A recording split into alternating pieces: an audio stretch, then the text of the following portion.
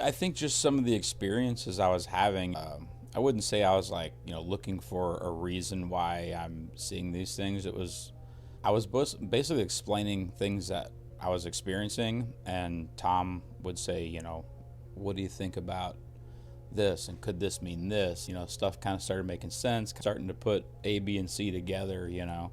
Um, and it's interesting. And like I said, I still wouldn't say I'm 100% like, I still have that feeling of like, that's just a coincidence. And then there's that other part of me that's like, but is it? Is it a coincidence? And a lot of stuff does start to seem connected, if that makes sense. So it is interesting. Anything's possible, really. For me, it's almost, it's starting to become comforting, if that makes sense. Finding that there might be a meaning. You always heard that saying, everything happens for a reason. And I wouldn't say I was very against that, but like I said, I always leaned more toward life is chance, life is coincidence. And now I'm kind of starting to feel and experience how things are more connected. Yeah, because I still don't really believe that, there's this path that you're supposed to follow, and that there's this big end thing, and there's this, things are already set in motion. And, because I do believe that you make a decision whether you go left or right, and there's two very different paths there, if that makes sense. I don't think there's this predetermined fate. I've had a hard time believing in fate, like, oh, it was meant to be. It was just like, no, I could have done something very different and never ended up in this spot. Right. And then the other side of that is, but you did. And it's just like, you know what I mean? So I do battle a lot back and forth with myself about, whether it's coincidence or if it's whatever is driving this force, if that makes sense. Yeah, I never had any negative experiences with therapy. My first therapy experience was marriage counseling with my ex-wife, and it lasted a couple of months, and it helped. I think it prolonged my marriage, but it didn't save it. After that, I struggled a little with my divorce, and I was seeing a therapist, and he was fine, had some very old school ways, and seemed a little confused at times. I had a lot going on in my life, to be fair, but it wasn't a negative experience. I definitely took something from it. I enjoyed talking to somebody that didn't know me and that could just kind of see things from a different perspective. Tom definitely opened my eyes to a lot of different things, a lot of different ways of seeing stuff, even just exercises and slowing down in life, and enjoying some of the things that you say you want to enjoy and you actually don't get to. And actually, like I said, the big one was you gotta stop, you gotta slow down. Yeah, and just I have really opened up a lot with Tom. I was always pretty open with these other people, but I've sat in here and bawled my eyes out with him, and he's very easy to talk to. I think we have a pretty good relationship, and it definitely makes you think. And I was always impressed with, even now years down the road, and he'll come back to first and second session stuff, and he's not sitting there with the clipboard and with notes, and it's just he remembers stuff, and I think that's impressive, and it makes you feel important. It makes you feel like this is a one-on-one, and he's just not getting a paycheck. You know what I mean? It's like, remember when you said, and it was just like, holy crap, like I forgot about that. Yeah. And it's years later, and he brings back a current situation, and he takes it all the way back to something I mentioned in session 2 from my childhood. And it's pretty impressive, and it is very cool. Again, I think the big word is connection. There's all those things that are connected. It could be something as simple as something somebody said to you in high school, and it stuck with you, and here you are an adult, and you still dwell on that. You still act on things almost to rectify what was said to you 25 years ago. I think I'm still in it. Like, I'm experiencing it as we speak, this week especially. So I wouldn't say like now I'm in this new kind of therapy adventure, and now like it's still pretty fresh to me. As far as how it's maybe impacted me, I feel like lately I've been passing on information that I've learned to my son, especially. Had a conversation with him 2 nights ago, and I was almost regurgitating this stuff that has been said to me. And even in those moments, I would sit there and be like, I need to take my own advice, because this is really good advice. It's kind of affected me in that way, that I'm able to kind of pass some of this along in conversation with problems other family members are having. But again, at the same time, I had to slow down and hear myself, listen to my own advice, because it seems like it's working for these other people. I need to make it work for myself too. I'm there. I'm still struggling with control and still struggling with kind of making changes and not, reverting back to that, your kind of old ways of thinking, I still find myself kind of flying off the handle and, and I wouldn't even say that's not why I'm skeptical of certain things. Because when I do try to take control and take his advice and I do see change, it's almost like it's real quick to revert right back the old ways of thinking and all that. I think overall the big picture is actually just communication. In my marriage, sitting down and talking about a situation instead of just sweeping it under the rug. So therapy as a whole, like I said, like big easy answer would be learning communication. I was not good at that. I still struggle with that. But in my marriage now, it has impacted my marriage considerably. I mean, and I even still get anxious when it's like, all right, we got to sit down and have this conversation. I hate that beginning, like, okay, we got to talk about this. 9 out of 10 times after everything's out in the open and all said and done, I feel so much better. But there's still that initial startup of just like, oh, this is going to suck, and then you do it and then you feel great. Taking control, that's happened. A simple version, a small version of that was, a conversation I had to have with my mother was yesterday. I could feel myself wanting to put it off because it was going to be an uncomfortable conversation. I started to rehearse in my head how I think I was actually speaking out loud of how I want to bring this conversation up. And literally like mid-conversation, I just hit dial and just called her. I was like, I'm not going to think about it, rehearse it. I'm just going to take control. I'm just going to call. I'm going to make the call. It's going to be awkward, but who cares?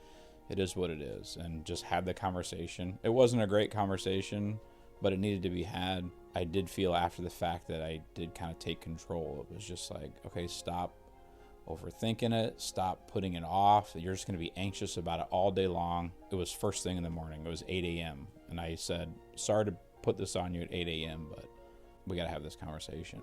And I just did it, and I felt better afterward. Yeah, that part of like not doing what I normally do, doing something different. I've had the same thing with and it's even my own kid, and I sometimes dread conversations with them. I'll find myself like, I don't want to bring that up right now. But here lately it's been like, hey, we need to talk. Here's what's going down, So that's kind of helped me. Those are a couple of experiences. Being more open and kind of, taking control of any situation, really. And it's not being demanding or controlling or I guess some of it is having high expectations, but you can't complain about something if you're not going to do something about it. Right. And I do that a lot. And I know that I've done that a lot. So lately I've been trying to act more on it. Per Tom's advice, like you got to put yourself out there. And if somebody gets mad about it, they get mad about it. It just kind of is what it is. But you feel better. You feel like there's a little bit of sense of accomplishment. I think that's kind of what we're all after, is a little bit of accomplishment, whether it's work, home, just your life in general. I don't think I was going down like a really bad road. I think I was just stuck in my ways, especially with relationships. I'm on marriage number 3, and start to ask yourself, is it me? I think I'm just a bad judge of character myself. But no, yeah, I think he's saved my marriage and my relationships. Just taking a different perspective. And like I said, I think learning to communicate was probably the biggest part of, what Tom's kind of helped me work through, and just doing a lot of it sounds cliche, but a lot of self-care. That saying of, how can you help other people if you can't help yourself, right? There's a lot of truth to that. And it is finding whatever it is that makes you happy or gives you drive or whatever. But you do have to take control of all of this before you can start making all these other things happen. Like I said, I'm still in it. Right. I'm not a pro at it by any stretch. And I very easily go right back to my old ways. Being passive aggressive is a big part of my communication when I'm upset or angry, and that's been hard. It's been a struggle, to kind of think before you speak instead of just coming out with this passive aggressive comment. And I still do it. I'm sure you could ask my wife and she'll tell you that. But I personally don't think I'm as bad as I used to be. So taking a minute, even if it's just shutting your eyes for 10 seconds and just take a couple deep breaths and, all right, how do I want this? I know if I say this is going to be the outcome. Right. So just don't say it. And try to go the other route. You know what I mean? Again, that goes back to communication and slowing down a minute, I'm very good. I always have been. Always on to the next thing. Right. And so I've been trying to learn how to relax. I'm not good at it. Yeah. And I've been trying to take some time for myself. Actually, this year was the first year that I said I was going to take 1 day a month off of work, besides my regular 2 days off. Just 1 day a month, just a personal day, just a mental health day. And I did it every month. I did it this year. So we're in December and today's my day off. So that's one thing, is just a little bit of self-care, just trying to take care of myself. So that's one thing I guess you could say that I've taken his advice and I made it happen, but it's a constant trying. Yeah, I think just doing things for me instead of being a yes man. I'm a barber, so I do a lot of taking care of people, and being a barber is not only just giving somebody a good haircut, but making them feel better.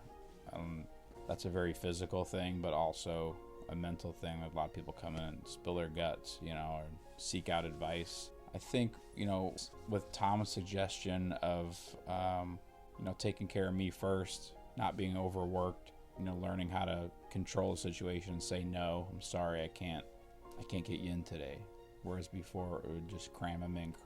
Like, you want to be that guy to appease everybody, and you want to be the good guy, And it's not always about being the good guy. It's about standing up for yourself. And I leave at 5 o'clock. No, I'm not staying until 5:30 for you. I have a family at home who I want to get to. I want to end my day at some point. At some point, you got to shut it off.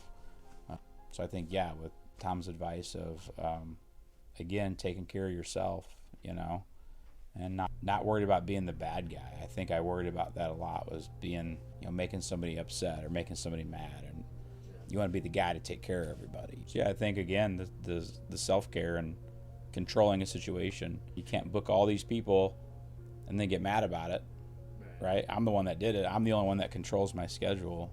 So back off, slow down, and take care of yourself first. I think his ability to connect certain situations with, other situations, you can see him, the gears turning. And he's almost, it's not just this, he doesn't have a script of questions to ask. They're all very personal. They're all very, he seems very in tune to whatever it is you're going through and very relatable.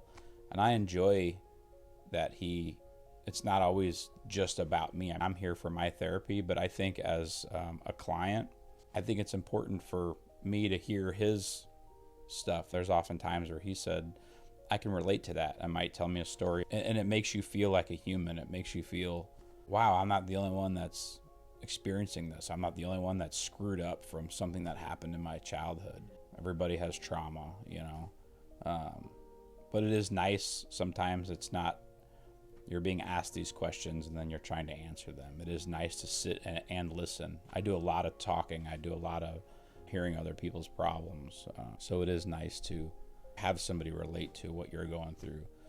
And my other two therapists, I never really heard anything about their personal lives. And then again, I was getting into all of the different, the energy stuff. That's different. That's unique for me. I've never had conversations like that with anybody. I have a couple of things that happen and that have happened through my life, is thinking that it's coincidence. And I was just telling him this yesterday, that there's things that I'm realizing now, or situations that are happening, and then looking back years past before I met Tom, oh man, this has been happening a long time. And they're situations that I remember, and it's kind of like, why do I remember those? Clearly they were important, because now that I'm aware of these certain things happening, I can look back and remember all the other times that they've happened.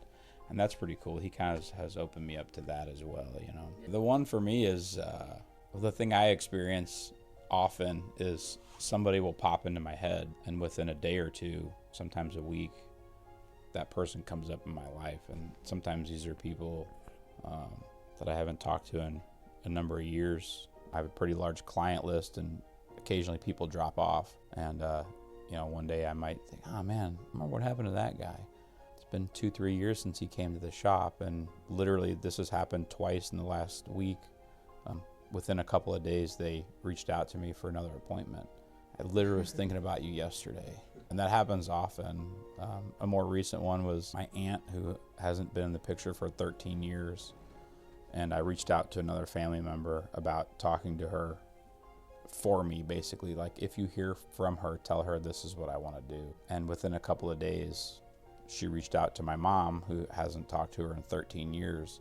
And I assumed that she had talked to the other family members, and that's why she was calling my mom after 13 years. And turns out she never did talk to them. So all of a sudden I have this, you know what, I'm going to do this. And then a couple of days later, she reaches out, and it's like, what are the chances? And that was one of them things where I'm just like, wow, that's a weird coincidence. And I'm just kind of like, maybe not. So that similar situation has happened probably 4 times in the last month.